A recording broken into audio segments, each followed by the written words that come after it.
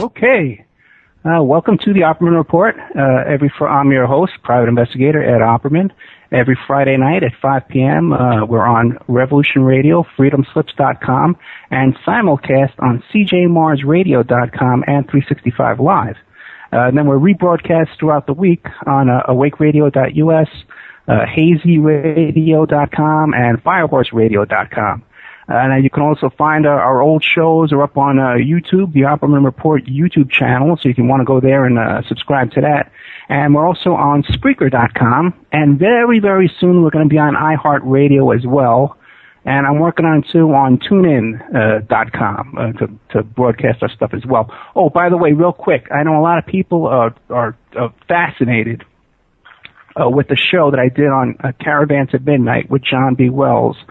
About the Millers and about David Vanderbeek and Gordon Martinez, the sheriff and the governor candidate and the sheriff candidate here in Vegas, and their connections to the Millers, the guys who shot those cops at the Walmart here in Las Vegas. Now, we did the show. There was a whole bunch of interference with that show, trying to get that show up.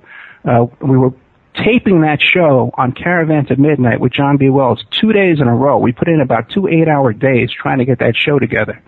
And then you might remember, too, that I did a show with these gentlemen, with the candidate for governor and the candidate for sheriff, with their campaign manager, and also a candidate for assemblyman here in Las Vegas, all who had personal contact with these Millers.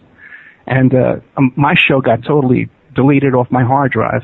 And then when we downloaded the recording the next day to a Google Drive, it got deleted from there as well. So we've had a lot of really bizarre interference with that show. But it's finally up now. The one I did with John B. Wells is up on Caravans at Midnight. You can go to my Facebook page. There's a link there where you can download it for 99 cents. Okay, let's see. Now, tonight we have with us David Livingstone. And he's written a couple of books. And he has a website called Terrorism and the Illuminati. And you can find that at www.terrorism-illuminati.com. And he's got a couple of books, Black Terror, White Soldier, and Terrorism and the Illuminati. And you can find both of these books on Amazon.com. But if you go to my blog, The Opperman Report, you can find a link to both of those books. I think he has another book, too, but I couldn't find a link, so I'll get it before the show's over, and we'll get that up. But David, are you there with us? I'm here. Hi. David, thank you so much for coming on the show. I know it's 4th of July, and I know this is a big holiday up there in Canada, but you took time out to come on the show with me today, so thank you very much. No problem. Thank you. And David, can you tell us a little about your background and your education and how you came to write these books? Simply put, I went to University in Montreal, Concordia University, but I went to a specialized program called Liberal Arts College. Okay. And what it was designed to do was designed to sort of resurrect the kind of old school liberal arts education. And it was a really smart program, except that it was all about propaganda. And I didn't know that at the time, but what attracted me to it is that it was 3 courses per year that were coordinated simultaneously, and over the period of 3 years, you would progress through history. So, like the first year would go from the Bible to the French Revolution, from the second year from French Revolution, 20th century, and the third year was 20th century. So, what attracted me to it is that I really wanted to get a solid idea of everything that was considered, essential to understanding Western history. So it's kind of like the old, what they call the Great Books program, and so anything that was, considered a major work, major era, epic, and so on and so forth, we covered. So I really felt that I got a very solid introduction to what are considered, the fundamental ideas and texts of what's considered Western civilization. So what happened is that eventually, only recently, in fact, I found out that the school basically is covered in Illuminati symbolism, and even it uses the logo, the Owl of Minerva, which is the Owl of Minerva was the original symbol of the Illuminati used on one of their original texts. So they continue to use the actual symbol of the Illuminati as the logo for the school.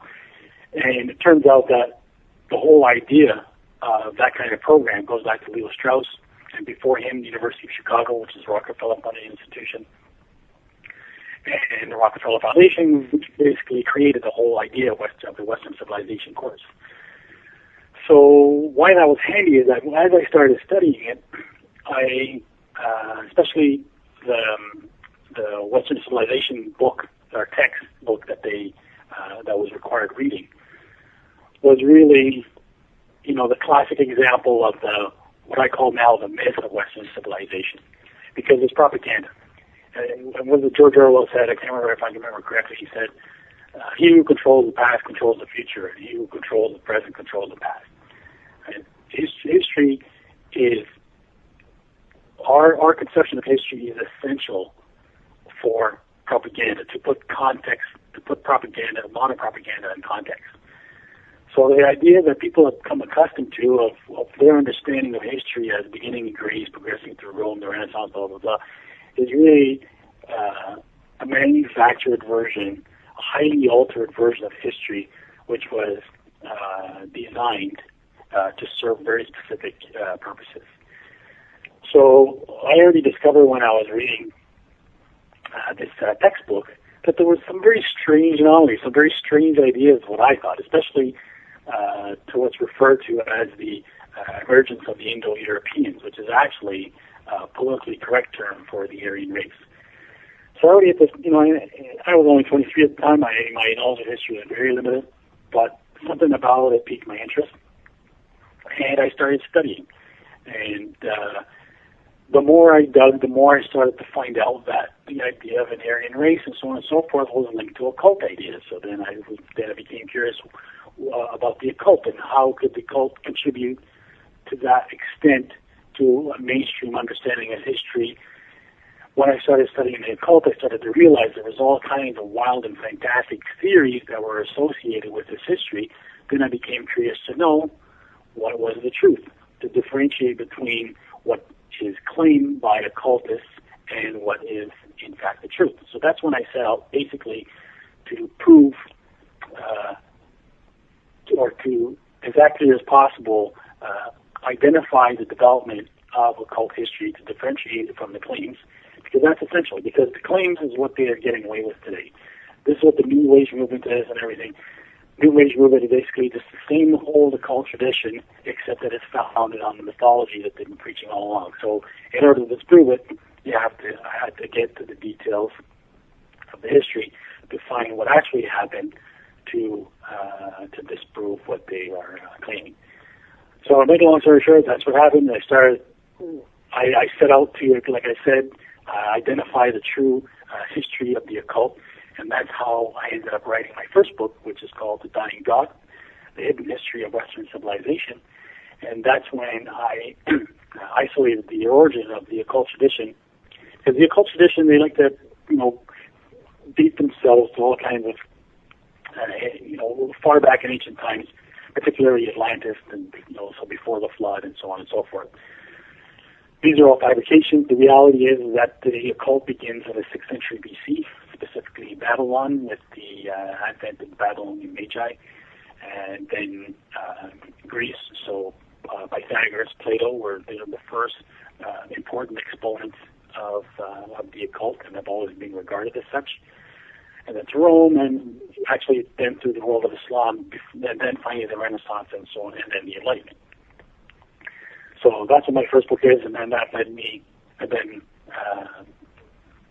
once I started to research those areas further, that's what got me into my second and third book, which is Terrorism and the Illuminati, which covers the British plot to create Islamic fundamentalism. And then my most recent book, which is Black Terror, White Soldiers, which kind of reincorporates a lot of everything that I've studied over the years, but just adds a whole lot more details, and I think makes a much more powerful case of what's really going on. So in your studies, what you've discovered is that this whole supposed jihadist movement is actually a creation of British intelligence originally, and then today's CIA. Absolutely. That's what I've always thought too, you know. And I've gotten into so many arguments with people about this as well. Why don't you give us? Let's start out with the history of the Muslim Brotherhood and how they were created. And because people right now, they're so concerned that they were elected in Egypt, but I always call them Muslim Brotherhood CIA, and they're funded by CIA and they're controlled by CIA. Yeah, absolutely. I mean, the problem is that people fall for the absurdity that the Muslims could somehow pose a threat. Yeah, right. It's really tragic, right? It really speaks negatively to the general mentality out there that people are susceptible to that kind of nonsense. But they're constantly creating an us versus them mentality, and that's really what the media is for, right? Everything is always the good guys against the bad guys, so that it's easy to then kind of transpose that kind of thinking onto the political reality and make things very black and white. So, it's so completely absurd, but I think people sort of feel a desire to rally behind a cause, and generally it tends to be the cause of quote-unquote American democracy. So, to get back to the point, basically, this type of jihad that the Muslim Brotherhood are doing, all the organizations, Al-Qaeda, Taliban, there's no way that kind of stuff can be justified in Islamic law. Islamic law is actually one of the most sophisticated intellectual projects in history. And this is another part of the purpose of the history of Western civilization. This is why it specifically omits the history of the Middle East and specifically highlights the history of Greece, then Rome, and then Europe, to suggest that any important developments only took place in those parts of the world. The reality is that ancient Greece was just a small, very tiny, insignificant collection of city-states. The empire at the time was, the great empire at the time was Persia, which is extensive, massive, sophisticated. But for the reasons only the Rockefellers know, they chose to omit that very basic component of history. But what it does in the end is it makes Westerners grossly ignorant of the history of the West of the world, because what they're trying to convince people is that Western civilization is the only true manifestation of human intellectual achievement. So anything that's of any significance has only taken place here, and nothing really else has gone on anywhere else. So this is how they're able to suggest things like they do today, that somehow the Taliban are, a representative of Islam, which is ridiculous. One thing that always strikes me about the Taliban is I remember, way before 9/11, when I first heard about the Taliban, the person I heard about them from, their lobbyist in Washington, was the daughter of the director of the CIA. Right. Now, which CIA director was that? I'm sorry, I can't remember. I can't remember either. It drives me crazy because you can't find anything about that on the internet now. No. Well, there you go. Yeah, I know. There's the CIA's Frankenstein monster. That's what the image that they have portrayed is exactly what they wanted them to portray. This is what they needed. The problem is that the sad fact is that the Islamic history had its glory days, but they're gone, and they ended pretty much in 1924. They were deteriorating over centuries, but really, the Islamic Empire officially collapsed with the end of the Ottoman Empire in 1924. And so, what you have now in the Islamic world is actually pretty much what you have here in the West, which is, no one's going to consider America. I'm sorry, I hope I'm not offending anybody, but a Christian nation, and effectively, right? It's composed, to a large degree by people who nominally follow Christianity, but it's not really a Christian nation. If you look at the churches, they're largely empty, mostly populated by the elderly. I hope I'm not making any offensive generalizations, but it's like that up here. So in the Islamic world, it's pretty much the same thing. You know, you go like something like 20% of the population attends mosque, and they happen to be mostly seniors. The kids are listening, they're watching on TV, they're listening to, you know, American pop music and, you know, playing video games. You know, they've been heavily influenced by American culture. So that's the reality of the Islamic world. So it's pretty much impossible for them to organize any kind of threat towards the West because there's no Islamic authority. You know, like I said, there's countries where there's Muslims in them, but those are not Muslim countries. So this is why it's been necessary to fabricate that threat, because it's necessary. It's part of the plan. The plan is to ultimately create this World War III. You know, I'm not sure exactly how it's going to take place. There's various predictions that suggest it's going to be between Israel and the Middle East or the Muslims and so on and so forth. But basically, this has all been articulated as by neoconservatives as a clash of civilizations.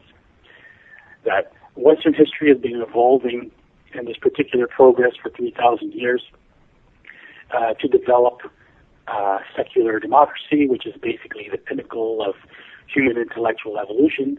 But the problem is that there's still these holdouts out there who are holding on to a medieval idea, quote-unquote medieval idea of theocracy. And so the Islamic world is supposed to represent that. But like I said, it's impossible for them to articulate a threat, so it's been fabricated, and that's the purpose of the Muslim Brotherhood. So the Muslim Brotherhood is basically just fabricated to create this, you know, phantom image of an Islamic threat. But they in no way represent Islamic law, beliefs, or values, or even sentiments. Are you familiar with General Wesley Clark? And his he made a speech. He did a speech about the invasion of Iraq. Yeah, right, and about how, you know, our goal is to destabilize the Mideast and to cause chaos over there. Yeah, exactly. So this is, and it also has, because that's part of what's called a clean break strategy that was devised by Netanyahu and Richard Perle, and that was written, I think, back in 1996. So a lot of things that have been happening only recently have actually been planned as far back as back then. And even the whole idea of the clash of civilization goes back to when it would have been in the early 90s, I think, or by Samuel Huntington and Francis Fukuyama.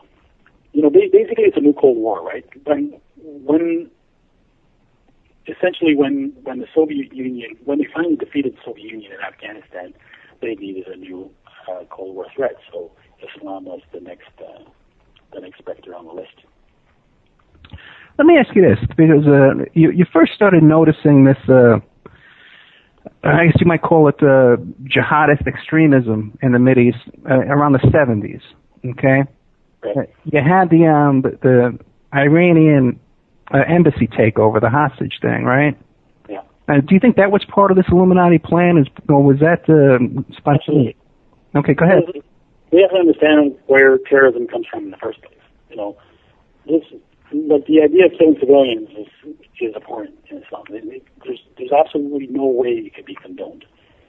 You know, so where the idea of killing civilians comes from is from Mikhail Bakunin. And he's one of the early proponents of anarchism. He was also initially a member of Marxist International before they split. So Bakunin, he basically developed this idea of what he called the propaganda of the deed, which means actions that make a political statement. So, you know, you bomb a headquarters, you assassinate somebody, not because it brings you any strategic advantage, but because it makes a statement. Okay. And that's essentially the origin of terrorism, and of course it's disgusting, right? But if you read Bakunin's writings, he was an avowed Luciferian, and you know he basically he's one of many who articulated the whole idea of creative destruction.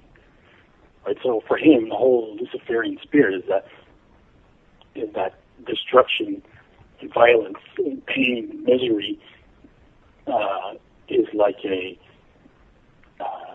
fertile ground for to bring about a new creation. So he believes in the idea of creative destruction.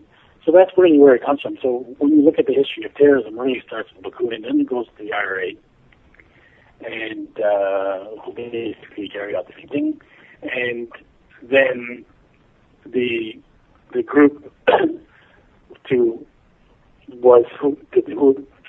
the next group on the list to really bring forward this idea of terrorism and the use of violence against terrorism was the Irgun, right, which was an Israeli terrorist group. Okay.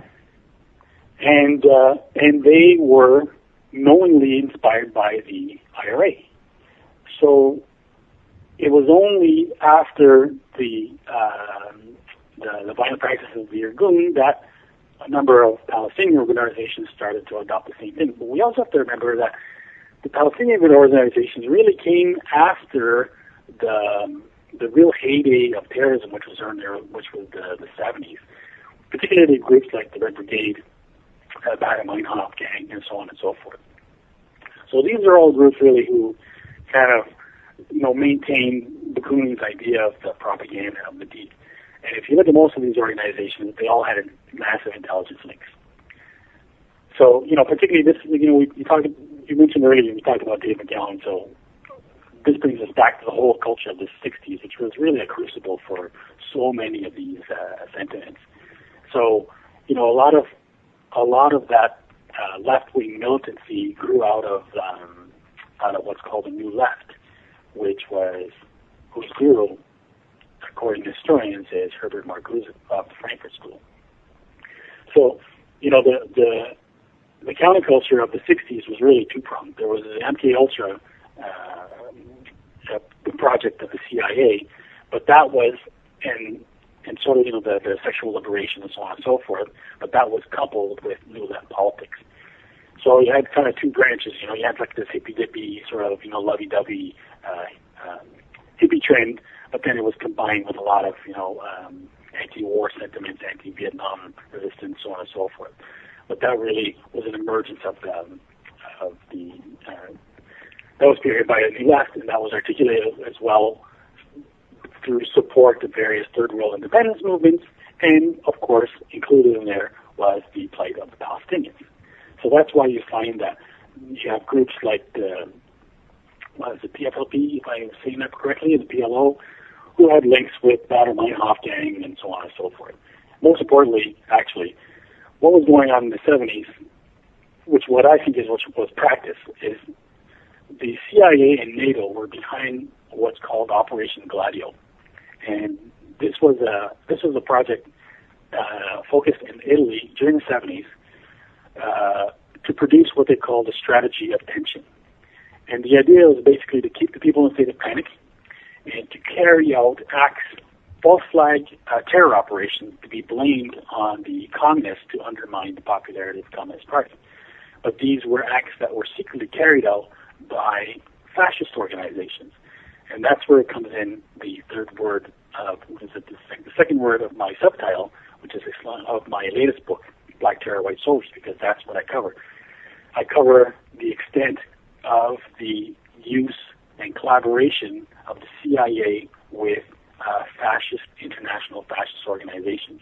And that's what the origin of modern terrorism is. And that's because the Muslim Brotherhood is merely an extension of the CIA's international use of fascist organizations across the world, all the Gladio networks across the world. There were Gladio networks pretty much in every country in Europe, in Turkey, most importantly in South America as well, and in Egypt, it was the Muslim Brotherhood, which is basically a fascist organization. Wait, but in your books, you studied also to the Baader Meinhof gang and the Red Army faction? Yes. Okay, now it's my understanding that they described in the beginning they did those things where remember when they did that bank robbery and they did like 10 bank robberies in one day, and they had popular support. But then later on, they claimed, hey, there's a lot of actions being taken here that are being taken under our name that we're not responsible for. And that's what you're talking about?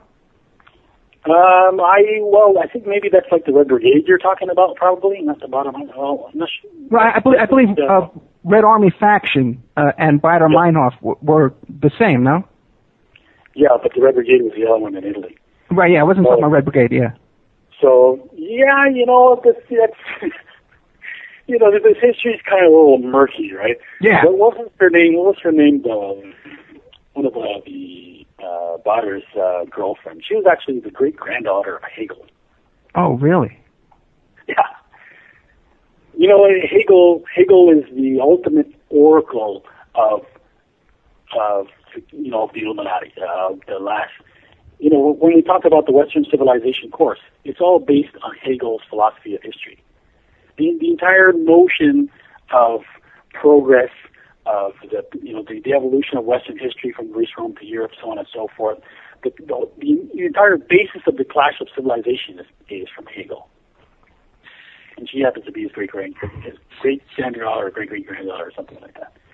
So then you believe that it's possible that the origin of Baader-Meinhof was some kind of psyop to begin with? Oh, yeah, I think that's pretty certain.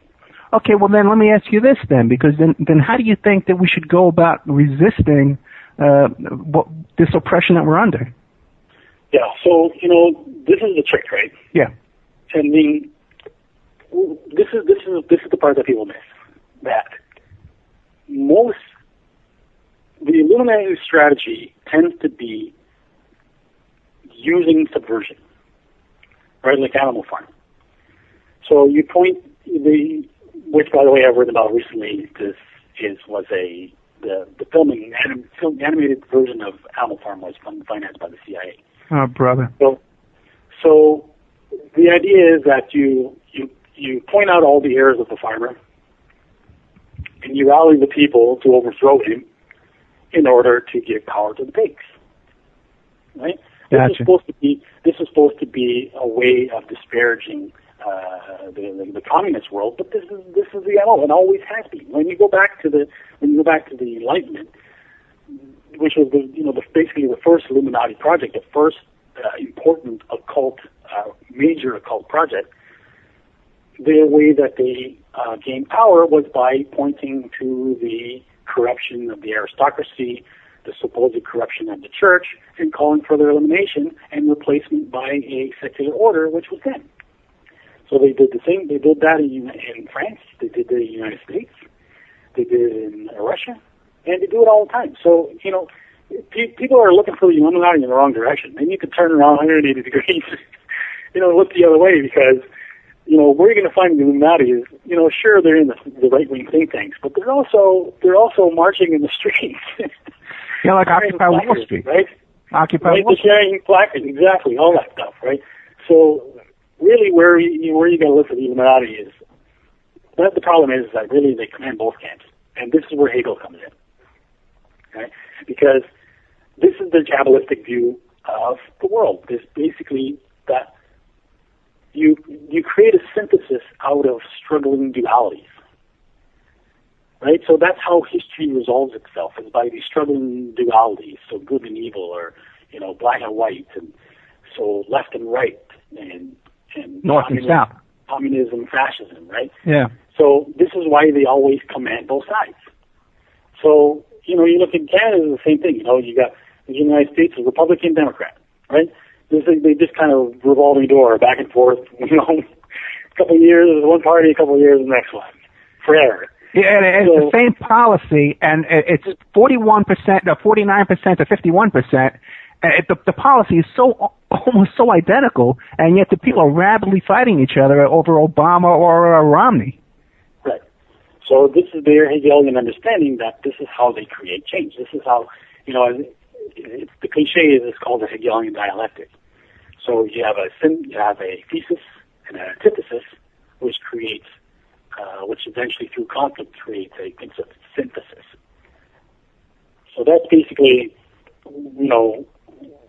that's why you find that that's where they are. The Illuminati are in all these left-wing organizations. Like this is one of my major complaints these days, and this is how they've really manipulated the United States most recently, especially with conspiracy culture. They have manipulated conspiracy culture to sell neoliberalism. Right. Now, I was going to ask you about that, but let's get into that. I'm going to take a little break and read some live commercials. But when we get back, I want to talk about, because what I'm doing right now. Okay, right now I'm on this radio station. I'm trying to bring about awareness and kind of, rise people up. But maybe I'm being manipulated. What do you think?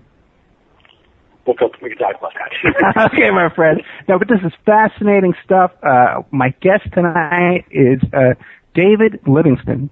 He's got a couple of books. Let me pull him up real fast. His website is terrorism-illuminati.com. He's the author of Black Terror, White Soldiers, and Terrorism and the Illuminati. Fascinating stuff. You can find links to his books on my blog, The Opperman Report. This is a brilliant guy that's spent a life of study here that I believe deserves attention. Okay, now a word from our sponsors. Okay, everybody knows Pacific West Bamboo, 503-839-8126. That's Amanda over at Pacific West Bamboo. And the Pacific West Bamboo has some stuff coming up because they're going to be at the Portland Bamboo Festival, July 14th from 10 a.m. To 3 p.m. at the Stevens Pavilion on Hoyt Arboretum, I don't know how to pronounce that, Arboretum, featuring lectures, workshops, vendors, and demonstrations.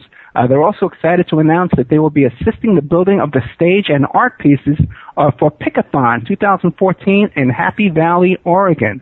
And everybody knows Pacific West Bamboo. They're your number one source for timber construction and craft-grade bamboo poles, plants, and products. Check out their website, their Facebook page. Pacific West Bamboo, 503-839-8126. Our other sponsor is Infinity Home Plans. This is Mike Gray. He was on the show last week. He called in for the after show. Check out Infinity Home Plans and Design Services, your resource for 3D, 2D architectural services. They offer a multitude of products, including stock home plans, 2D digital drawing sets, 3D models, and renderings, and more. Hey, guys, don't forget my daughter, Victoria Opperman, has a show tomorrow. It's her second show. It's called Teen Truth, and it's on cjmarsradio.com at 1 p.m. in the afternoon. Join us in the CJ Mars Radio chat room for that. Oh, by the way, guys, listen, I got a GoFundMe program. It's up on my Facebook page. Basically, it's to help me fund my litigation for my daughter, Victoria. We're involved in a catastrophic custody litigation.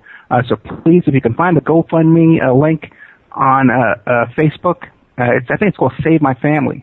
But go there and visit it and hear our story and all that kind of stuff going on there. Okay, emailrevealer.com with the online infidelity investigation. Now, studies indicate that up to 30% of the people using online dating services are married, and they're cheating on their partner. Now, this search, the online infidelity investigation, is for people that have noticed signs of cheating and suspect their partner is cheating online with a secret social networking site or a secret personal ad on internet dating sites. So you provide us the email address of the suspected cheating spouse, and we search thousands of online personal ads, websites, and dating sites. And if that email is registered to any of those internet dating services, we provide you a report with a list of all those sites that the email is registered on. It includes dating sites, swinger sites, fetish sites, and social networks. That's emailrevealer.com, or you can call us up at 800-448-0772. And if you'd like to advertise on the Opperman Report to help promote your website or your business, email us at oppermanreport@gmail.com. Okay, that wasn't too long, and we're back with our guest, David Livingstone, a fascinating guy, author of Black Terror, White Soldiers, Terrorism and the Illuminati. One more book. What was that other book, David? The Dying God. The Dying what? The Dying God. The Dying God. Now, is that book available? Can you buy that book on your website, terrorismilluminati.com? Yes, I have links to all of them on my website. Great. They're all available on Amazon as well, too.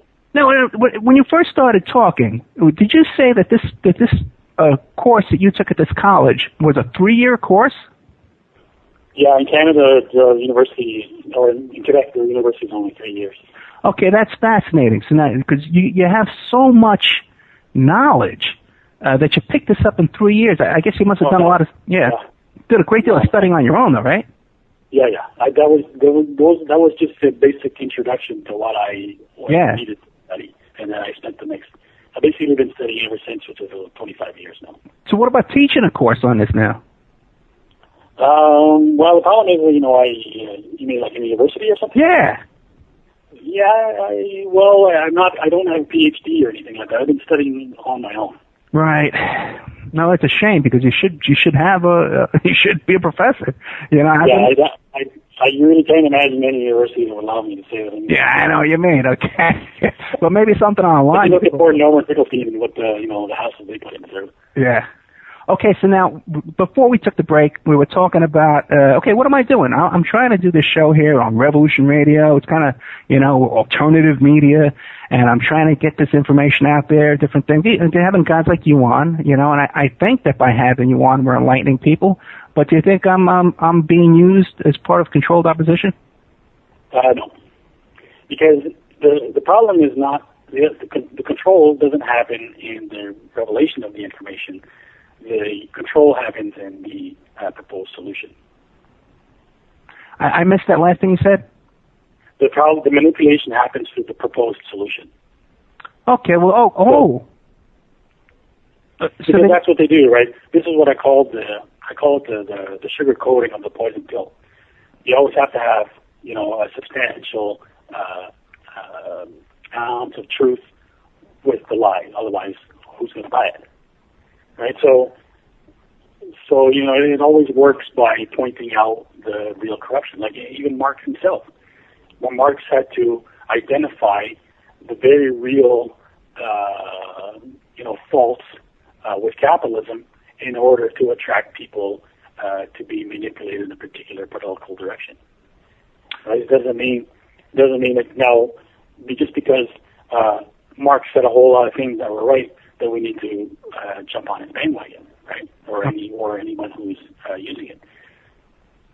Okay, so now for myself though, like if I'm advocating doubling the tax on the top 1%, or if I'm advocating the nationalization of the oil industry, do you think I'm being manipulated in a certain way that is counterproductive? Well, the thing is that I share your ideas, so I certainly don't. No, I don't think so. Okay. So really, this is really what this is what they're doing, right? Especially in the United States, is that they're still maintaining the fear of a communist conspiracy to this day, which is ridiculous.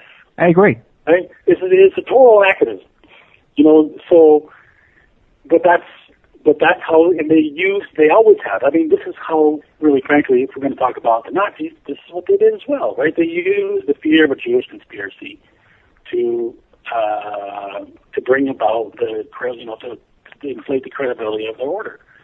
So, and this is why the CIA then used all the Nazis after the war, and these Nazis then continued to be important agents in spreading or maintaining this fear of a Jewish conspiracy, and particularly a Jewish communist conspiracy.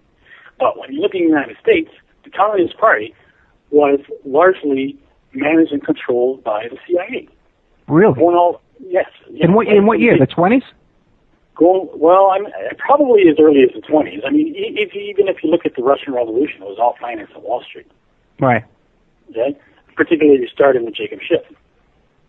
But the guy who really begins with is Jay Lovestone, who actually became president of the Communist Party. So that was as early as the 30s, and then after, continued being manipulated way after. This is why so much of that new left during the 60s was just the same old story. Particularly with groups like or people like Angela Davis, who's on the CIA payroll, the Black Panther Party, right? The Weather Underground. I'll tell you a funny story about the Weather Underground. I had Mark Rudd on my show. You familiar with Mark Rudd? Not vaguely. Megaphone Mark. If you ever read the Doomsday comic strip, he was Megaphone Mark, and he was the spokesperson for the Weather Underground for many years. He went underground. And so his story is that he didn't have to do any prison time because, the FBI broke so many laws using COINTELPRO and kidnapping, all this kind of stuff, that he didn't have to go to prison. Sure. Now, yeah, I know. Yeah. So I asked him. I says, "Hey, Mark, did you ever look around at any of these meetings and stuff like that? Did you ever think you were being guided or directed by maybe, agent provocateurs or some kind of double agents inside your organization there that might have been directing things?" And he goes, "No, man. I looked around. I didn't see anything like that." No, yeah.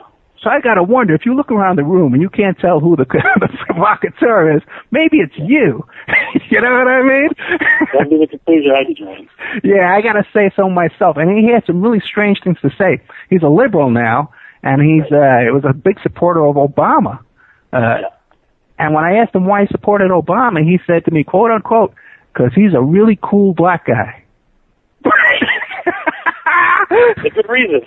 I know, man. I know. Let me tell you, I had my mouth hanging open. I tell you, you got to listen to that interview. It's fascinating. And it was right. I'll probably put that on his resume too. Yeah, right. It was a week after. Yeah, it was a week after I had Dave McGowan on. Oh my goodness. There you go. Now, let me ask you. If you look at most weather underground people, I think they all got pretty much scot-free. Well, you know what? Yeah, a lot of them did. Some are still in prison. And you got to wonder. And again, tonight you talk about the Black Panther Party. I had a guy on from the Black Panther Party, a fascinating guy, Lorenzo Kumbawa Irvin, who was facing 2 life prison terms. But yeah, he got out in 15 years though, and he's still organizing and an activist to this day. But you're right. Because I was a member of the Yippies when I was a youngster in high school. Yeah. Okay. Yeah. In New York City. And I got to tell you, I know what you're talking about. There was all kinds of infiltration and skullduggery and informants and people that were drug, informants just they had their drug cases hanging over their heads. Like Timothy Leary had a drug case over his head, Yeah. But and he's the key agent. Yeah. Yeah. Yeah, there's no doubt about that. And he claimed that the Weather Underground busted him out, but I find that whole story hard to believe. That he shimmied down some telephone wire or something to break out of his, minimum security prison. Hey, we were talking about Dan McGowan. Did you ever look into his books, Program to Kill? No, I a little bit, but I'm mostly more familiar with his other sort of, especially his Laurel Canyon articles and stuff like that. Yeah, incredible stuff. Yeah, it's called Weird Scenes Inside the Canyon. And if you go to my blog, too, we have a link to his book as well. Fascinating guy. And again, like you, just did all this research with all this information at the top of his head. Yeah, it's good research. It's a significant portion of that part of my book came from him. Oh, really? Oh, yeah. Okay. Other things I was able to connect. Very good, very good. Now we're watching the news now, right, of what's going on in Iraq with this group ISIS. Yeah. Now, David, how is this possible? How is this possible that this group just rose up out of nowhere? They've got all these uniforms. They're an organized group. They're all driving like Toyota trucks and and don't they even have helicopters and U.S. Humvees and stuff? Probably, yeah. Now, if this is so in your face, you'd have to be a complete idiot to fall for this. I would hope so, yeah. So what do you think? Who's behind that? Well, I think it's pretty clear. I mean, like I mentioned earlier, they're pretty new on the scene, so I haven't followed them very closely. I know the issues in general. So, I know how basically monitors running terror in general is co-opted and serving a particular agenda.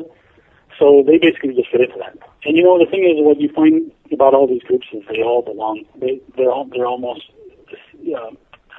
without exception funded by Saudi Arabia, and they, like the Muslim Brotherhood, they follow what's called the Salafi reform movement of Islam.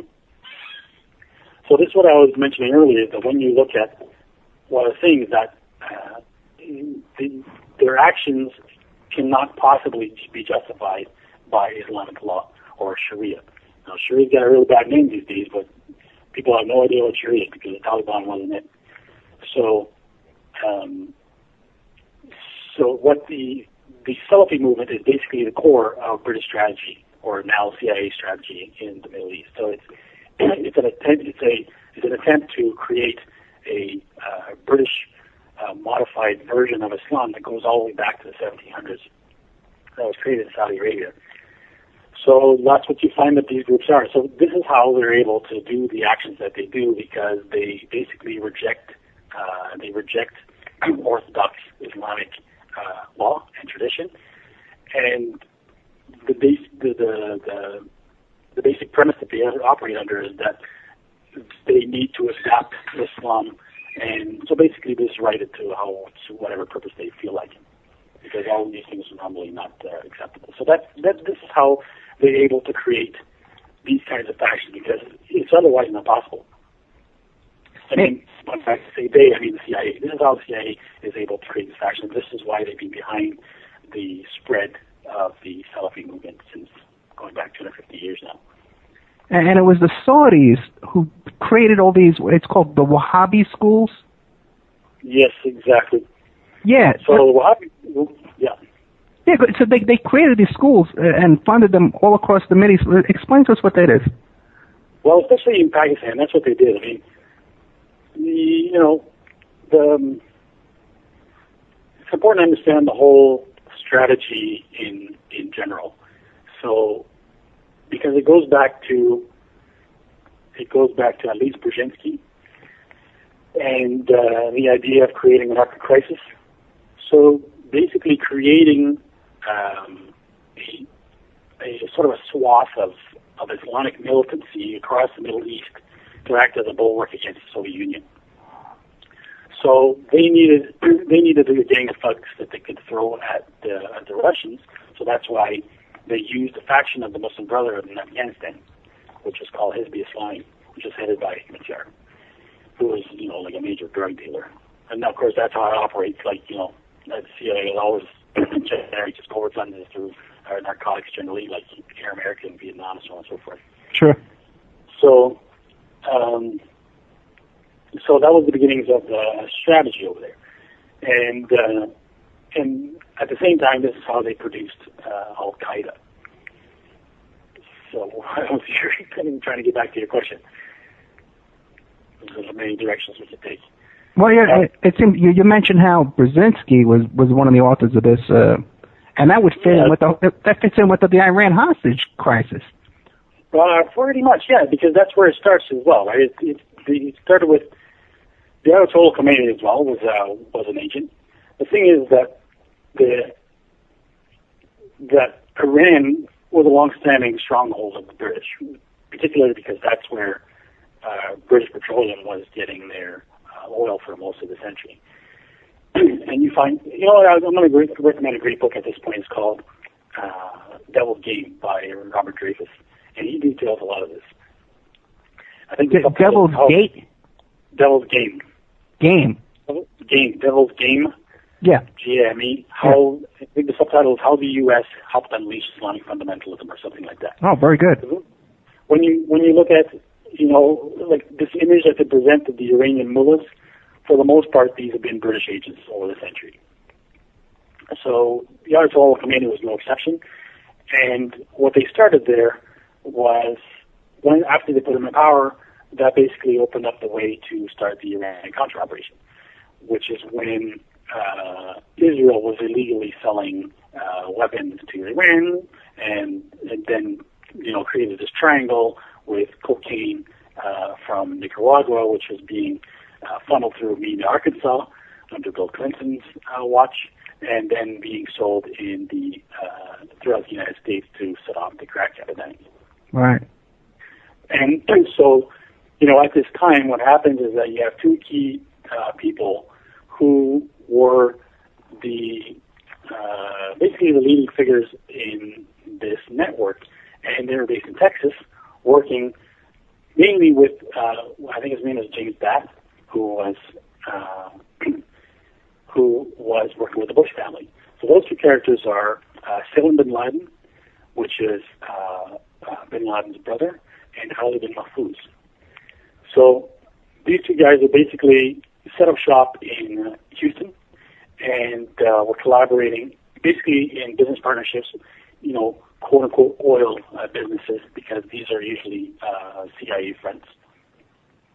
because that's how Daddy Bush got his start. He started with the Pile Oil, which is basically CIA front that was involved in anti-Castro tactics. So these two guys, like I said, one of them was Bin Laden's older brother. He finally died. But Khalid bin Mahfouz is, one of the most powerful, most connected guys in Saudi Arabia, and he becomes one of the key financiers of Al Qaeda in various places, like from Afghanistan and other little hotspots.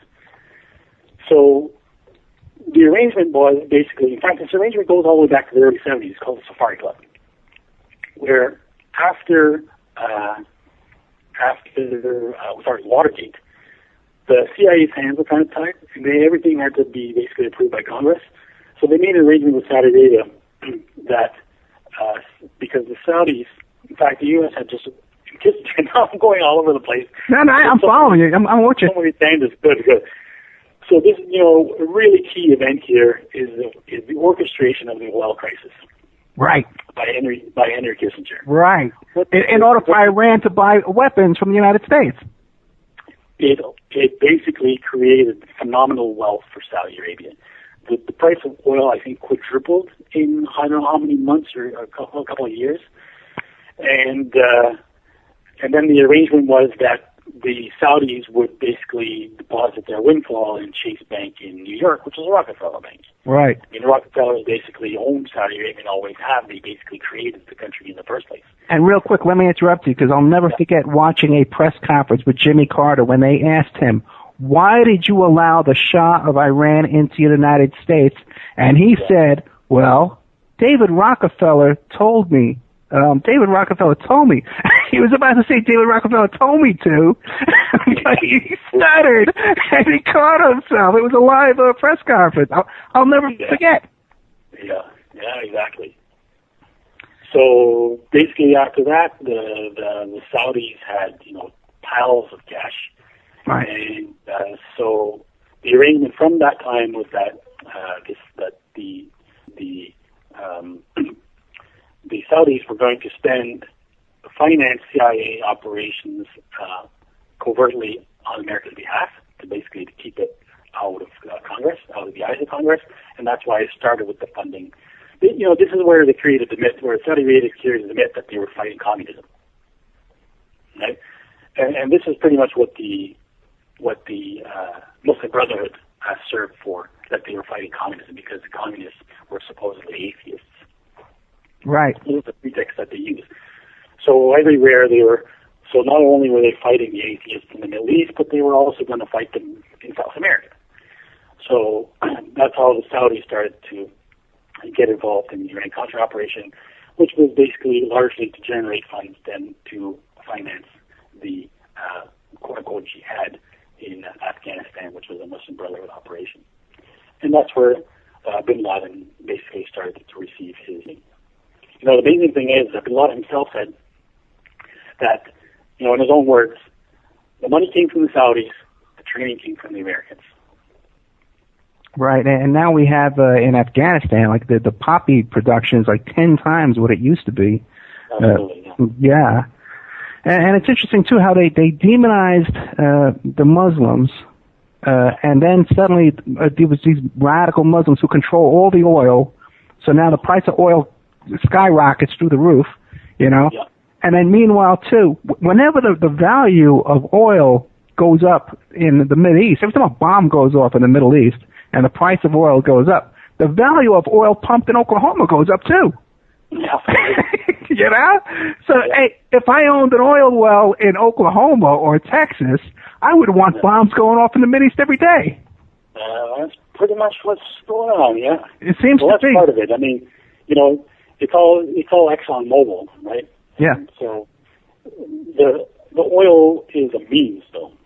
It's a means to political ends. It's not, they make profits, but it's because they need the money for their other strategies.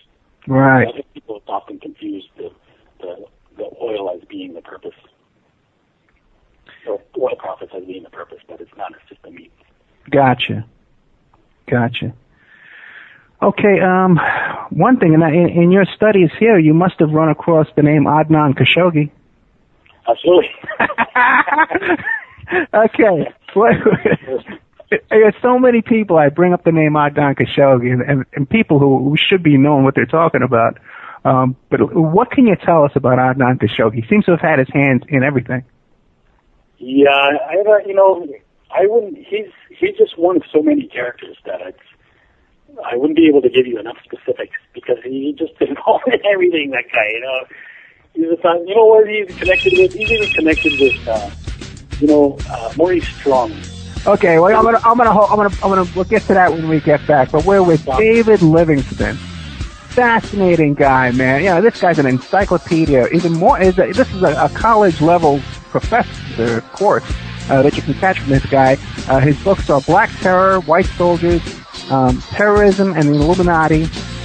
His website is terrorism-illuminati.com. His name is David Livingstone with an E at the end. So you go on Amazon, you can look up all his books. I got a link to a couple of his books on the Opperman Report blog. We'll be right back after this. We got a nice long break, David, so you got a cup of coffee, whatever you want to do. But mute up, okay? Okay, welcome back to the Opperman Report. I am your host, Private Investigator Ed Opperman.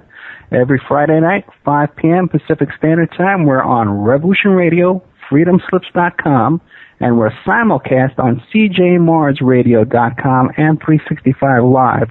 Although tonight there seems to be a problem with CJ Mars Radio, and they didn't pick us up. So, unfortunately, tonight we're only on freedomslips.com, but we're rebroadcast during the week on awakeradio.us and Hazy Radio and firehorseradio.com, and you can always find us on the Opperman Report YouTube channel and our Spreaker channel, which is also the Opperman Report. Want to remind everybody that freedomslips.com is a listener-sponsored station. We have no corporate sponsors. So if you want to support our station, you have to go visit freedomslips.com and find the donate button and click on the donate button. Now also, too, real quick, I almost forgot about this, but there is a auction on ourfreedomnetwork.com, ourfreedomnetwork.com, okay? And that's there's an auction to support the station. They have all kinds of goodies for sale on there. You can pick up pretty fancy stuff too, tools. And like a saxophone is on there and stuff. They got all kinds of handmade goods and all kind of products. So head over there and support the station. Either go to freedomslips.com and you click on the donate button, or you go to the auction. Maybe you can buy something decent that you want. So now tonight we got with us fascinating guy, David Livingstone. His website is terrorism Illuminati.com. He's the author of Black Terror, White Soldiers, Terrorism, and the Illuminati. I tell you, I've been listening to his interviews all day long, and before tonight, I told him, hey, can you take it easy on me? Because the guy has so much historical information. The guy, he's so way over my head, so I really appreciate David, treating me like one of one of the basic students in your class. Okay? But let's get into Adnan Khashoggi, okay? Just to give people a little overview, because the guy's involved in everything. I think I don't have to. And the thing is, I've written about him in my books, but those are a lot of the facts that I haven't really memorized, so I wouldn't be able to run off too much. Well, basically, as far as I can see, he's not really one of the leading characters. He's just very much active in those networks. Basically, he's a wealthy Saudi with a lot of all kinds of dubious connections. To get it. All kinds of stuff, from all kinds of stuff, including terrorism. So. Yeah. Oh yeah, and even on his yacht, at one point he owned the largest yacht in the world, and he used to throw parties on that yacht with Michael Jackson, Elizabeth Taylor, Donald Trump, Ann Coulter, Geraldo Rivera, and then on the other hand, he's hobnobbing with people like Bin Laden, and he even testified before Congress, I believe it was, that he was donating 10% of all of his income to the Bin Laden, the Al Qaeda faction. Yeah, Yeah. So, I mean, that's how it works, right? That's where a lot of connections were pretty, they're pretty good. They're pretty strong. And it's ridiculous that they could turn a guy like that and make him out to be the villain that they did. Well, you want to hear something really interesting that I just found out today? It's going to blow your mind if you haven't heard it. But you know the Carlyle Group, right? Yeah. Did you know that they just bought the Kennedy Museum? Okay. So they bought the John F. Kennedy Museum. So here you have guys like George Bush now control all the historical record over the Kennedy assassination. Perfect. Isn't that amazing? His dad, who was suspected. George Bush. You know how it's like a cultural American.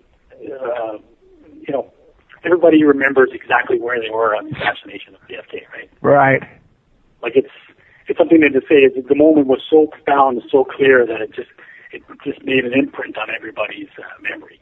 Well, George Bush just happens to be one of the few who can't remember where he was on that day. He was probably busy. He was probably at church that day. He was probably volunteering at the Boy Scouts or something. Along this theme, okay, let me ask you this. Now, what do you think is behind this whole psyop that Barack Obama is a Muslim? Oh, yeah, right. Well, this gets us back to the whole manufacture of the right wing in the United States. And it really starts, if we're going to get to the bottom of it, it starts with the neoconservatives. Okay. The neoconservatives, this takes us back to Leo Strauss, which I mentioned earlier, because Leo Strauss is the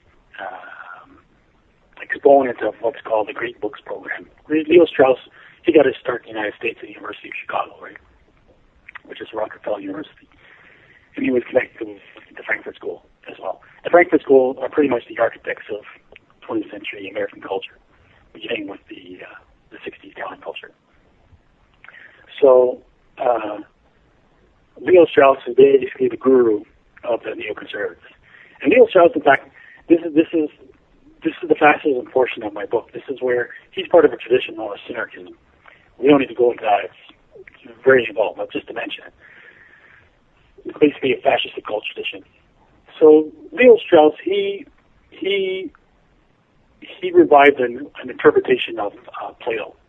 And Plato, we have to remember, and this is why Western history, the version of Western history that is taught in the West, focuses on the Greeks out of all the ancient nations as being the cradle of Western civilization. And of course, Plato is sort of recognized as the leading exponent of it. But the fact is in reality, because the curious thing is that Plato was presented as being very much one of the first exponents of rational tradition, right? The beginning of reason. So he's supposed to be a guy who basically eschews any kind of superstition and tries to come up with only a completely rational interpretation of reality. But in reality, Plato was one of the first and most important exponents of the Kabbalah, which begins in Babylon in 6th century BC. This is too much for me to prove, but this is what I prove in my book, The Dying God. Okay. So that's really where my research started. Because throughout history, Plato has always been regarded as great godfather of the Kabbalah. The great Hebrew Kabbalists of the centuries, beginning from the 3rd century BC, right up until the Renaissance, all regarded Plato as the great, one of the great teachers of Kabbalah. So this is what's important. This is what's important to understand. And this is why I think that his republic is very much a blueprint for the New World Order plan. And it's also a fascist blueprint. Most of the basics of fascism are found in Plato's republic. So what Leo Strauss isolates is the idea of using noble lies. So in the evolutionary line has always been the same. It's always the idea that there is no truth. This is what they think. There's no truth. So you can do whatever you want.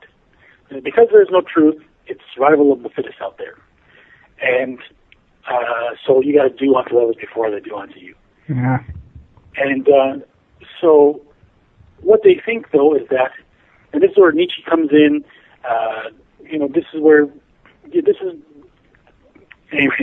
Nietzsche comes in. This is where the whole idea of God is dead comes in, and nihilism, and how it's the origin of fascism, because they think that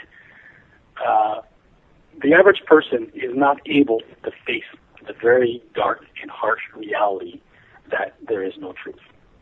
Right? It's too bleak. They can't take it. They can't face it. So they need to make up myths. So they make up myths about an afterlife, about a God in the sky, and so on and so forth, to basically comfort themselves to not have to face the truth, that there is no truth. So this is why they believe that there are the elite who are able to face the truth, the very dark truth, that the world is dog eat dog, and then you have the masses who are too weak to face that truth, and they need myths. So this is where Leo Strauss came up with the idea of noble lies. So when you're going to lead the masses, you need some kind of myth in order to to shepherd them in the direction that you want them, because unfortunately they're just too stupid to be led in on the real basis of the government's policies. So this is the idea that the neoconservatives adopted when they started to seize control of the U.S. administration beginning in the early 70s, particularly with the Reagan administration, but they really came into force in the 80s. But the problem is, up until that point, they were just a group of radical, basically nerdy, fringe ideologues, philosophers. There's no way that these guys could go down to the corner and recruit, Joe Plumber, as they call him, or whatever, right? Yeah. No one was going to clue into what these guys were talking about. So that's why the way they saw it is that they followed Leo Strauss' strategy, and that strategy was to recruit the Christian right, or to basically fabricate the Christian right. Until the 70s, the American Christian community was pretty much apolitical. And most congregations actually used to recommend against voting and things like that. So basically, they pretty much stayed out of politics. Or with black churches who voted for Democrats. Right. So what they did is they basically aligned themselves with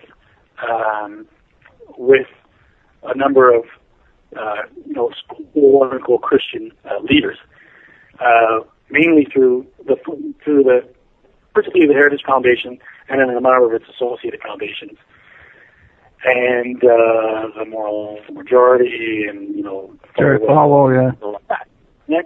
So, and who's like Hagee, people like that. So the dual purpose was to recruit the Christian community by speaking the Christian values or family values. But really, what they did is that they snuck in sort of an anti-communist sentiment to carry forward their neoliberal or fascist economics. So how they did that was family values and neoliberalism. Maybe you have a question at this point. I'm losing track. No, you're losing track. Okay. Well, one thing I'd like to point out too, there was a lot of that was done through direct mail for the first time. The right started using direct mail, and it was Bush's brain. Who's that guy?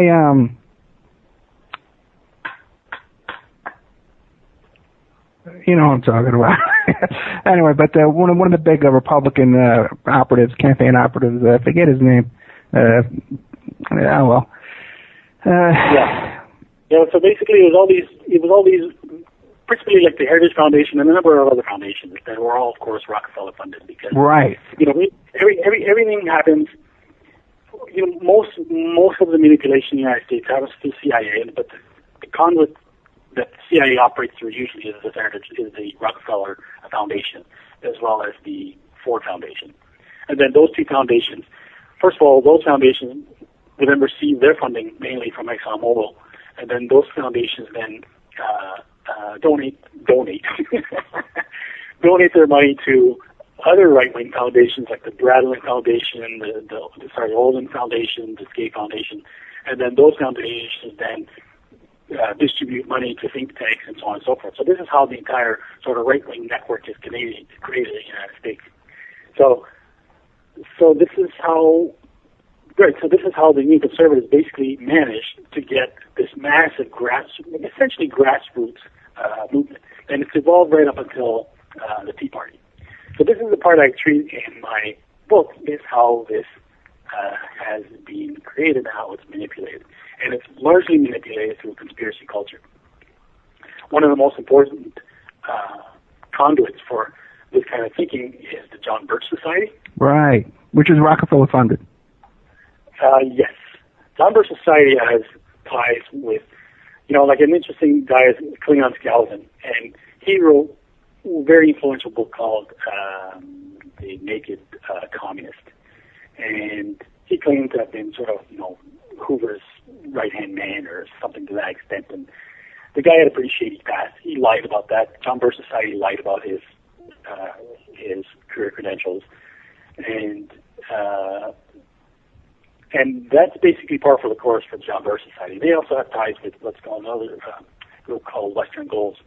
And Western Goals basically, it's largely a CIA firm with all kinds of Iran-Contra connections and so on and so forth. But they are being basically sort of the most important voice for a lot of this conspiracy information, particularly in combinations against the Council on Foreign Relations, the Federal Reserve, and so on and so forth. And that's where we get the Patriot movement. So the Patriot movement is really very much the means to maintain this sense of a conspiracy, package it in patriotism, basically as a Trojan horse to carry neoliberal values. So to understand what neoliberalism is, so this is what I'm saying is that for the majority of conspiracy culture these days is still obsessed with this anachronism that the conspiracy is communistic, which is ridiculous. As I said, Communist Party of the United States is a fabrication. The reality is it's neoliberal. And neoliberalism starts with Friedrich Hayek and Milton Friedman from the Mount Pelerin Society, which was founded, I think, I can't remember if the 40s or 50s. So Mount Pelerin Society is a synarchist organization. This, again, is something we haven't talked about. Well, it's important for me to drop that out there for people to research into it. So basically, it's fascist economics. It's the idea that the way they packaged it is that they made comparisons to communist countries, and they said communist countries, the problem there is that everything is state control, so therefore, logically, they think any degree of state control is bad. So that's the basis of neoliberalism. And the reason that they've marketed that way is because these are the kinds of policies that are necessary for the advancement of the World Bank and the IMF, because their control of the world is carried out by imposing structural adjustments and austerity measures. And the only way to argue that privatization is the way for a country to resolve its economic ills is through privatization, is to basically argue against the values of any kind of public ownership or public input into the economy. And so the means of doing that is basically neoliberalism. So, to get back to my point, what I was trying to say earlier, conservatism historically has never meant what it means today in the United States. Conservatism mainly has always meant it's been mainly reactionary. It's mainly whatever being against anything the left represents. Otherwise, it's largely never really meant much more than that, except for preserving the status quo. But what they've done, what the new conservatives have done, is that by aligning themselves with the Christian right, is they've been able to sneak through their neoliberal ideas, so that now American conservatism is basically one and the same as neoliberalism. So American conservative economic thinking is largely based on privatization, reduction of government, reducing taxes to the rich, of course. Yeah. Right? So this is what it is. So that's traditionally not conservatism. That is neoliberalism, a synarchist fascist ideology which begins with the Mont-Pelerin Society, and as I said, it's been carried through the Trojan horse of the Christian right and the Patriot movement and conspiracy culture in the United States. Let me ask you this then. What do you think is the agenda behind Obamacare? Because they describe it as socialism, but here it is, it's run by the insurance companies. They're putting money into these big insurance company pockets. But it's the conservatives that are demonizing it as socialism, when in fact it puts money in their pockets. What's the whole deal behind, what's going on? Yeah. I can't explain that. I don't know how. I don't know why it gets revived every once in a while. Maybe it's because Clinton did the same thing. Right? I don't understand why the Democrats keep reviving this thing.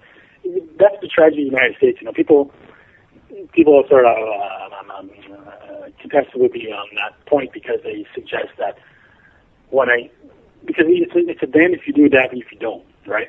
The reality is that charity is always the fundamental value of any successful civilization, or any civilization which hopes to be successful. Charity has always been the fundamental teaching of any major religion. Religion gets a really bad name these days, and it's associated with a whole lot of nonsense. People forget what it's really about. If you look at Jesus' message, it's basically charity, the concept of charity. It's essentially, frankly, a socialistic idea. Mm. That socialism somehow got associated with communism and atheism and so on and so forth. So the fact is, I think it's inevitable that and this is the wackiness of the whole libertarian movement, is to suggest that the problem with every society is the state itself. Right? It's not the state. You can't have a society without a state. The problem is not the state. The problem is the corruptors of the state. Yeah. The state is just it's an instrument. It's like a car. It's not a. Yeah, the state as we have it right now is run by a bunch of crooks, man. That's the problem we got. We need to throw out the crooks, man. The crooks. The problem is, you look at the state of healthcare in the United States is deplorable. Yeah. So how do you solve it? Do you implement healthcare, which basically gives more control to the corruptors, or then you do what the libertarians and Tea Parties do and denounce it because it's a communist conspiracy, and then just make things worse, right? I mean, really, in the long run, what has to happen is that people have to realize what's really going on. I mean, it's not going to change as things are right now. It's not, one way or the other. It's not going to have any benefit as things stand right now. Okay, well, let me ask you a question, because if they've got us running around in circles to such an elaborate depth as you describe, how can we ever get out from under this? Research and honesty.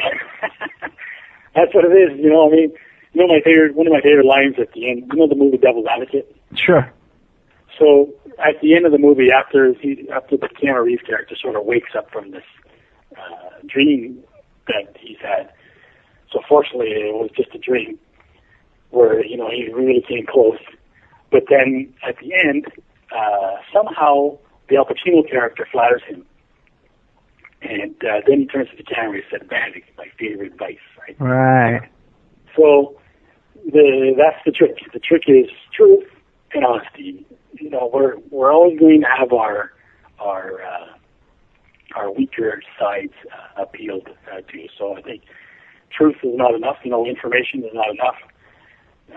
The key is struggling with your own tendency to glorify yourself.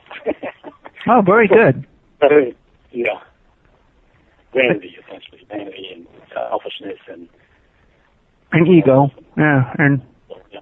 Yeah. Which basically comes back to the idea of rediscovering charity, because that's what forgiveness and charity. That's what it all comes down to. That's what the real truth is. Everything else is just information. that's the truth that people need to learn. Yeah, that's very encouraging. Yeah. This is what the Tea Party is doing the opposite of.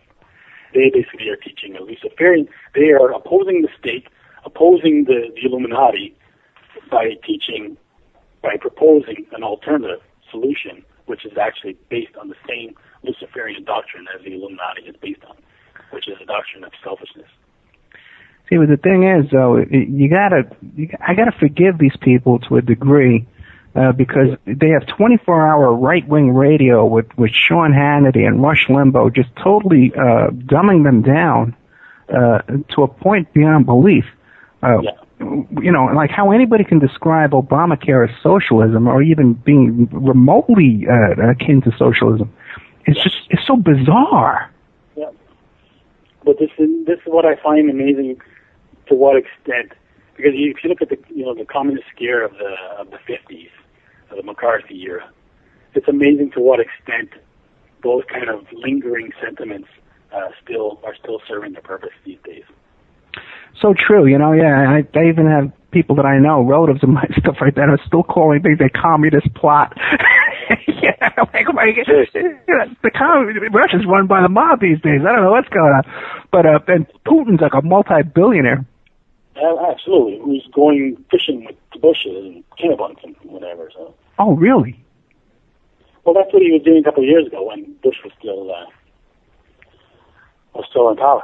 Oh, I didn't see that one. Well, I think the Bushes are still in power. Yeah. Well, I don't think Obama has much power at all. No, yeah, we have to agree on that one. So listen, I'm going to take a quick little break and read some more commercials, but I was looking on your website, and a couple of things, the Nation of Islam and Scientology. Yeah. Do you have some interesting things to share about that? Plenty. Oh, very good, very good. My audience loves that stuff. Okay, so let me read some commercials. You can get a drink of water and take a breath, and I'll start reading. Okay, now for a word from our sponsors. Let's see. First one is, okay, by the way, you can advertise here and promote your website or your business, or you have an event coming up or whatever it is, and just email me at oppermanreport@gmail.com, or you can even give me a call at 800-448-0772, and you have no idea the bargain you can get by advertising on this show. Right now, we're on 6 nights a week on like 10 different networks, and that's about to double. We can get on any network we want to, so you can lock in these low rates now. You would not believe how cheap it is. Now, one of my favorite sponsors is Amanda over at Pacific West Bamboo, and they're going to be at the Portland Bamboo Festival July 14th from 10 a.m. to 3 p.m. So stop by and say hi to Amanda, and God bless her, man, for all the help she does for us over here. And they're going to be at the Stevens Pavilion at Hoyt's Arboretum, okay, and they're featuring lectures, workshops, vendors, demonstrations, and they're also excited to announce that they'll be assisting the building of the stage and art pieces for Pickathon 2014 in Happy Valley, Oregon. emailrevealer.com, the home of the online infidelity investigation. And guys, I invented this search. I invented the online infidelity investigation. No one else does this. I created this search about a good 8 years ago. I should be a billionaire by now, but who knows? Okay, now studies indicate up to 30% of the people using online dating services are already married and they're cheating on their partner. And so this search, the online infidelity investigation, is for people that have noticed signs of cheating and suspect their partner is cheating online with a secret social networking site like MySpace or Facebook, or with a secret personal ad on an internet dating site. So you provide us the email address of your husband or your boyfriend or your girlfriend. You give us their email address, and we trace it back to online dating websites, social network sites, all kinds of stuff, swinger sites, fetish sites, and you can even expand on it too. We can trace them back to porn sites. I can even trace them back to gambling sites. So check out the website, emailrevealer.com. There's a ton of services on there. And, you know, we're here to help you. If you get in trouble, give us a call. My daughter, Victoria, she has a show tomorrow. It's her second show. It's called Teen Truth on cjmarsradio.com at 1 p.m. Pacific Standard Time. Check out infinityhomeplans.com. Infinity Home Plans and Design Services, your source for 3D, 2D architectural services. They offer a multitude of products, including stock home plans, 2D digital drawing sets, and 3D models and renderings, and more. InfinityHomePlans.com. That's Mike Gray. You might remember him. He was on the show last weekend. Okay, that's about it for all the sponsors. Now, we're with our guy tonight, David Livingstone, Well, I'm Professor Livingstone. I'm going to call him. I'm just giving this guy his own college course. Fascinating guy. His website is terrorism-illuminati.com. He's got a couple of books. You can Google him search for him on Amazon.com. He's got a bunch of books there. But two that I know about are Black Terror, White Soldiers, and Terrorism and the Illuminati, and they're both available on my blog, The Opperman Report. So, David, I'm sorry. One of the things you have on here is the Nation of Islam and Scientology. What can you tell us about that? Well, that's a real can of worms. Okay. So it really, it opens up a lot of avenues for discussion.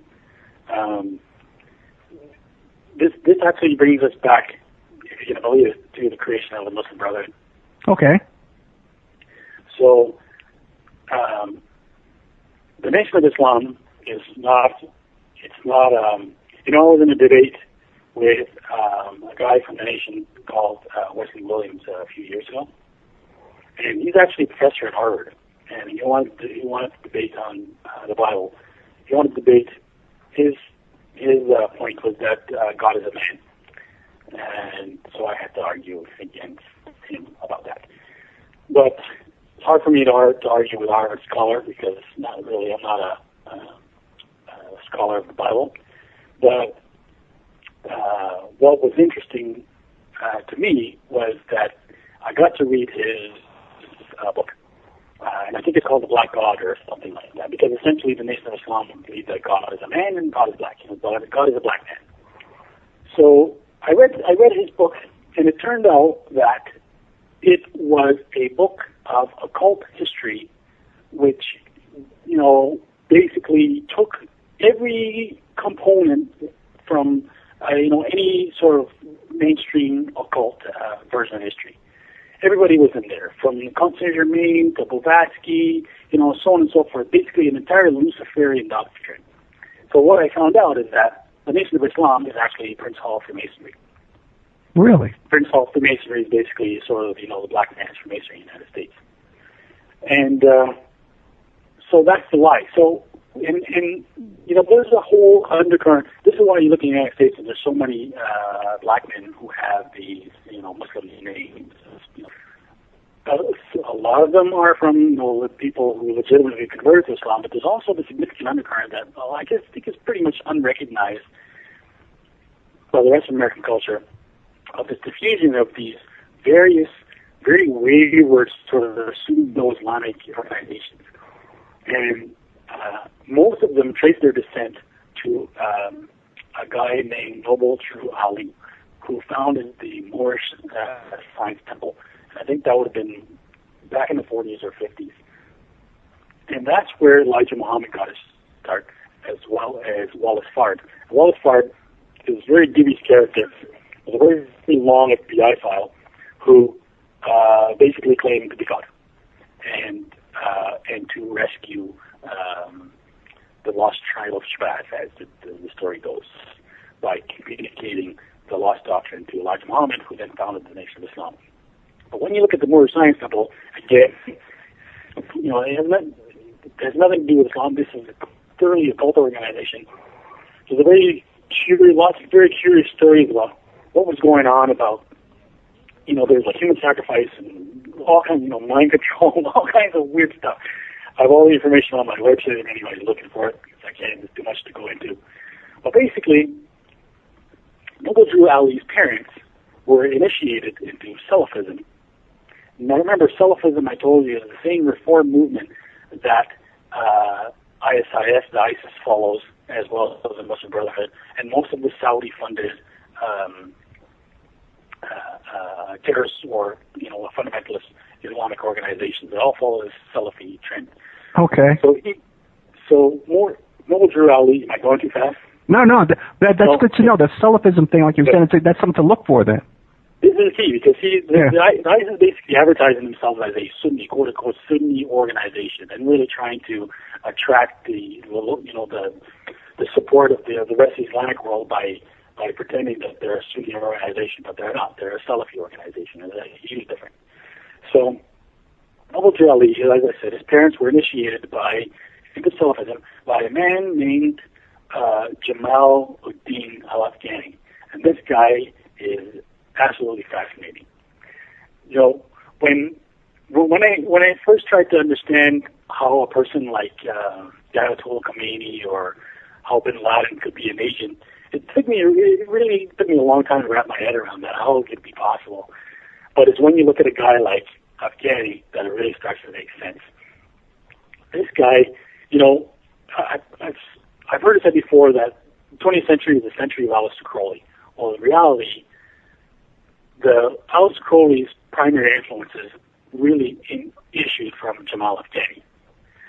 This is a guy who's almost entirely unknown in the West, but he is really the main source for much of the occult tradition that, you know, was filtered through Aleister Crowley and H.P. Blavatsky.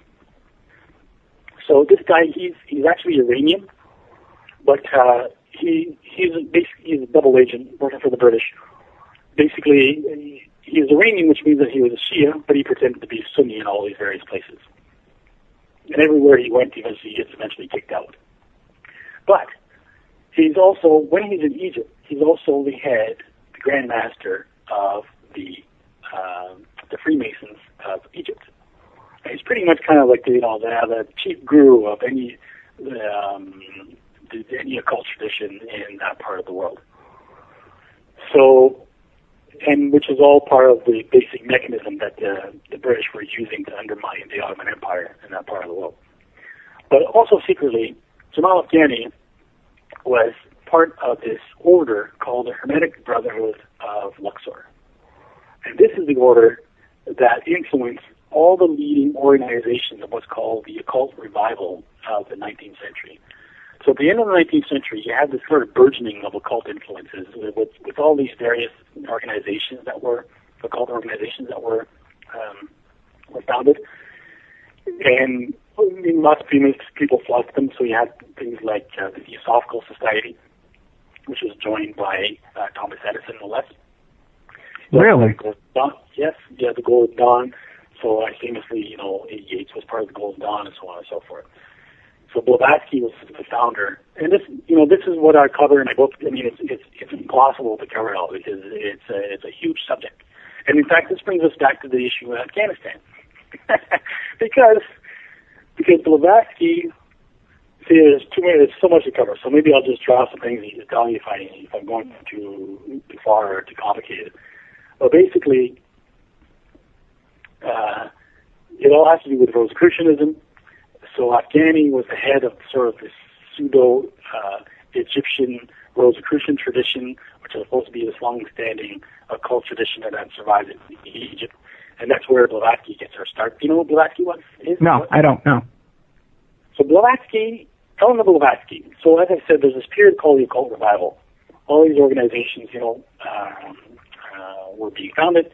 And there's a lot of interest in the occult, particularly with channeling, spirit contact and things like that, Ouija boards and magic and all these things, which basically laid the foundation. This was the foundation of the New Age movement. So Blavatsky, she was pretty much a leading figure in this movement, and she's considered essentially the godmother of the New Age movement. This is where I follow quite a bit. I follow quite a bit the evolution of the UFO phenomenon in the United States. Right. And that is all linked to Blavatsky. Most of the people who were associated with the first publicized contacts with so-called quote-unquote UFOs usually were people who belonged to Theosophical tradition, founded by Blavatsky and so on and so forth. So that's how important she is. To the extent where even her book, she created two huge, massive tomes of pseudo-history called ISIS Unveiled and The Secret Doctrine. And they have been referred to by Manly B. Hall as basically serving as kind of like the scriptures of Freemasonry. This is the extent of her influence in modern occult history is substantial. So, but her influence in turn was this guy Jamal Afghani, who initiated Noble Drew Ali, who initiated Elijah Muhammad, who founded the Nation of Islam. So now we have the Nation of Islam teaming up with Scientology. So now this is the other trajectory, because L. Ron Hubbard was, you probably know the story, I think, doesn't McGowan cover this one, about the so-called Babylon working? Oh, yeah, everyone knows that by now, yeah. Okay, good. So L. Ron Hubbard and Jack Parsons performed this satanic ritual to produce, what is it called, a moonchild? Like Moonchild, yeah. And Parsons was head of the OTO, Agape Lodge in California, and so basically a direct disciple of Aleister Crowley. Yeah, and don't forget, too, Jack Parsons was, the NASA guy. JPL Laboratories was also known as Jack Parsons Lab. He was like the creator of modern-day rockets, yeah? Exactly. A big shot. Yeah.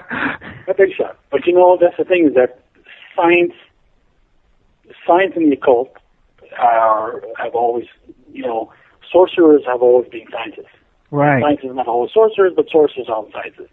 That's why you look in Western history, and most of the celebrated scientists have been sorcerers. Like, even Isaac Newton, Da Vinci, and Francis Bacon, Roger Bacon, and so on and so forth. So, we're talking about L. Ron Hubbard and Parsons and... L. Ron Hubbard, right. So they belong to the OTO, which was founded by Aleister Crowley. So Aleister Crowley, basically, he founded the OTO, but he got his start with the Golden Dawn, which basically was a sort of a regurgitation of the Hermetic Brotherhood of Luxor, of which Jamal Afghani was a leader. You see what I'm saying? So from Jamal Afghani, you have two trajectories of his influence. And one of them was the occult tradition, like Blavatsky, most importantly Aleister Crowley and his OTO.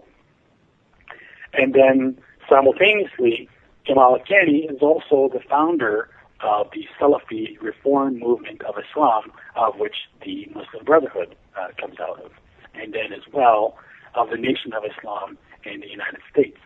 So for L. Ron Hubbard, or Scientology, and the Nation of Islam to be combining forces is really just a continuation of their shared tradition, meaning all the way back to Jamal Afghani, who was essentially the source influence for both traditions. But do they have any open connections in modern day times? Or do they have any open associations that we can see? You mean Scientology and Nation of Islam? Yeah. Oh yeah, it's completely open. Okay, I'm not aware of it. Yeah. Yeah, just Google it. I was shocked. I didn't realize it until recently. But yeah, I thought it was a major discovery. But no, it's been well advertised for a while. Like it's an open thing that Farrakhan acknowledges his association with Scientology. Amazing. Yeah. It's interesting, too, because Farrakhan has this whole thing about the big mothership and the UFO and stuff like that, and he's into all that numerology. I mean, I listened to one of his speeches once. He was just going on and on and on about numerology. And that's the thing. See, the Nation of Islam is a UFO religion. Right, and so is Scientology. Exactly. Xenu. They're all, and this is the basis of my book. Blavatsky, fascism, and UFOs, pretty much. And it's an evolution. That's a string. That's like one comes after the other. Gotcha. Mm-hmm. So then, what do you think about all these people right now? All these proponents. Hey, another interesting thing too. You see it constantly about the ancient astronauts on the History Channel, which is owned by Rupert Murdoch. Absolutely. Yeah, and Rupert Murdoch, if he's pumping out some information 24 hours a day, it's not in our best interest, okay? That's one thing for sure. So what's your take on all of that, then? It's Freemasonry. Oh, really? There's a fascinating thread that I follow in the book, and there's two components to MK Ultra. And one part was drug use, or right. What they call entheogens now, right? And then the other part was their remote viewing experiments, but they were one and the same. Most of the stuff took place at Stanford Research Institute, SRI, which is simultaneously the birth of the New Age movement, particularly the Willis Harman and the IONS, which is the Institute for Noetic Science. Yeah, I think even Leary came out of Stanford, no?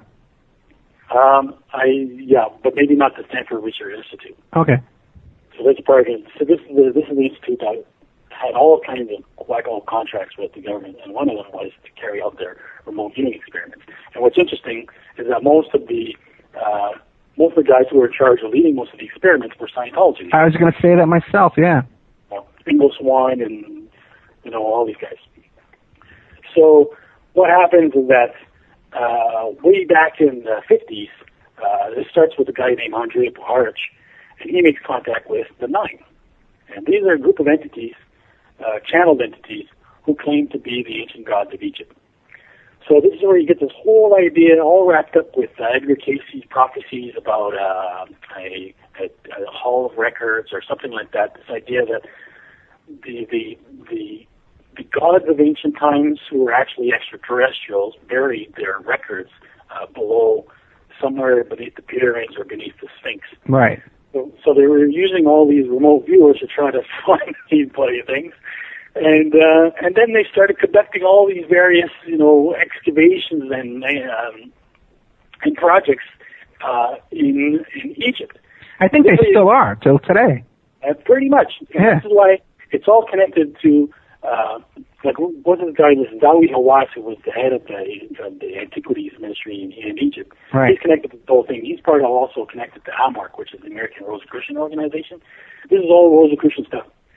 And this is where you get all these guys like Graham Hancock and Robert Boldall, the Serious Mystery and all this stuff. It's all just Freemasonry. Because this is interesting, is that Robert Anton Wilson, who's very much a key character in all this stuff, he said that he was told that the secret of Freemasonry is that the Freemasons are in contact with beings from Sirius. I'm serious. So that's what's going on. Seriously? This is it. So this is why you have Boval writing this, the mystery of the Dogon and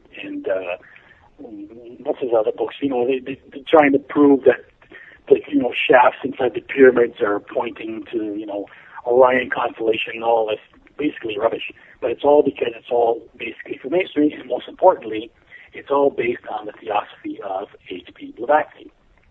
Like you look at all these guys were followers of Blavatsky, starting with Puharich, especially a guy like Graham Hancock. He won't acknowledge his debt to Blavatsky, but his books is Blavatsky. Really? And this, this brings us right back to the beginning of what I talked about in the first place, is that what piqued my interest in the beginning, back when I was in college, was this mysterious reference to the Aryan race. It was called in the book textbook, they were called Indo-Europeans, but in reality it's the Aryan race. And this is very much the basic legend of the occult. And that is that on Atlantis, which in the Bible is the time before the flood, the Bible says that the sons of God came down to earth and basically married or bred with the daughters of Cain. And the Bible it's translated as sons of God, but I think in Hebrew it's Bani Elohim or something like that. Right. But basically this is known in the occult as referring to Lucifer and the fallen angels. So they believe that Lucifer, the fallen angels, descended to earth, interbred with human beings, and created that Lucifer and the fallen angels, actually they believe that they were gods, the true gods, not the imposter creator God. This is how they interpret it. And that they created a hybrid half-divine race, who are the Aryan race. So then you have the flood. They escape the flood, they escape Atlantis, and they land in the mountains of Asia. They spread out from there. They spread into Persia. They spread into Europe, and that's how you have the beginnings of the Aryan race, who throughout history have been a semi-divine people who have carried forward and maintained the occult tradition. So when they talk about ancient aliens, this is what they're talking about. They're talking about the sons of God of the Bible. They're talking about Lucifer and the fallen angels. Because what they believe is that it was Lucifer and the fallen angels. This is what they mean when they say that the ancient aliens taught these various civilizations in ancient times. They taught them how to, the arts of civilization, how to build pyramids and, right. forge iron or whatever it was that any technologies that they had. The myth is that the Lucifer and the fallen angels taught them that. So this is pretty much what they're trying to repackage these days, and they think that they can, demonstrate it with their sewer history. And that's what the Ancient Aliens series is all about. Because when you look at the Ancient Aliens series, it's the main host is that guy, a terrorist person named Chukalos, and who basically is his partner is Eric von Daniken. Right. And Eric von Daniken is really the guy who kind of blew open this whole, I'm sorry to say, ridiculous mythos with his publishing of the Chariots of the Gods. And that's what it's all about. And the way it connects back to MKUltra is because what they believe is that throughout history, the ancient mysteries used to use drugs to contact spirits, discarded entities. So how it's sort of come back together in our time is that this is where MKUltra and mind control, LSD use, hallucinogens, and so on and so forth is connected to the UFO culture, because ultimately it means a recreation of the ancient occult practices, which was to make contact, to use drugs to make contact with aliens. That's essentially the story. Hey, real quick, are you familiar with Peter Levenda's work where he talks about that group that were doing seances and stuff? Which one? I know his work, but I'm not sure which one. Yeah, it's not fresh in my mind, I'm sorry, but it seems to jive in with a lot of what you're talking about here. Yeah, sorry. Well, listen, Peter Levenda lets on more than he knows. One more time? So Peter Levenda, he reveals more than he knows. Oh, you think so? Yeah. Or he knows more than he reveals? Yeah, he's an insider. Yeah, right, okay. Hey, so listen, we only got a couple of minutes left. What do you want to leave us with? Tell everybody how to get your book and how to find your website and anything you want to talk about. Thanks. Yes, my website is, as you mentioned, terrorism-illuminati.com. I maintain a blog there. I post regular articles that sort of take snippets about what I talk about in my book. There's also links to my various books. I've got a video library. I've got a list of essential reading, all kinds of stuff, which I hope is useful for researchers out there. What else? That's pretty much it, I think. Hey, what about speaking engagements? Do you ever do like lectures and seminars and stuff? No, I haven't done one in years.